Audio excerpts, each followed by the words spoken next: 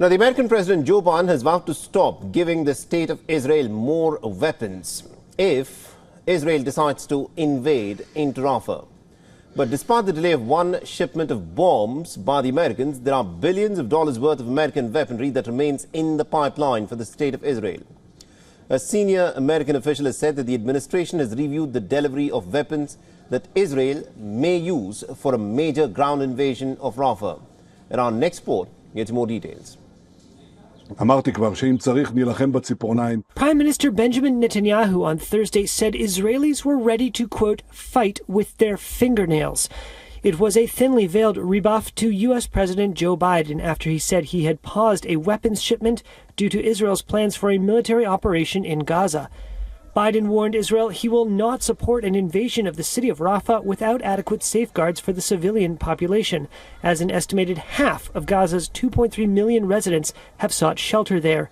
The paused shipment includes several thousand powerful aerial bombs that the White House says are not suitable for warfare in densely populated areas. It's now plain what we suspected all along.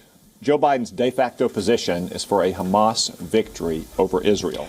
That pause provoked fiery criticism from Republicans in Congress, who characterized the holdup of a single weapons shipment as tantamount to the betrayal of an ally. Here's Oklahoma Senator Tom Cotton. Hamas wins if it survives in Rafah, and Joe Biden has threatened to withhold weapons from Israel for fighting in Rafah. The Pentagon dismissed the criticism from Senate Republicans, listing the massive amounts of military aid that has flowed from the U.S. to Israel, including missile defense capabilities. As you know, we've provided billions of dollars in security assistance to Israel. Last month, American forces assisted in shooting down hundreds of Iranian drones and rockets aimed at Israel.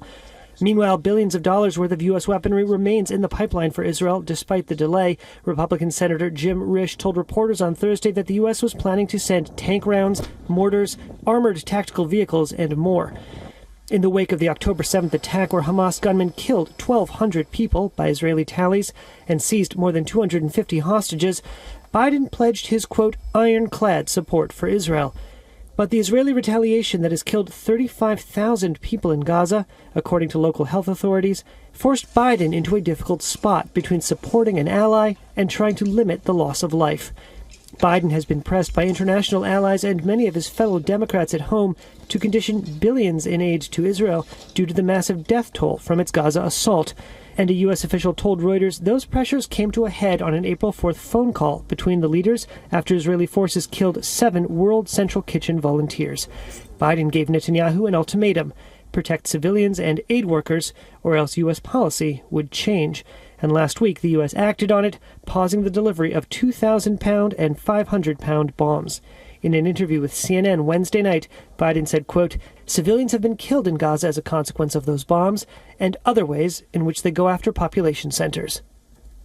For all the latest news, download the WION app and subscribe to our YouTube channel.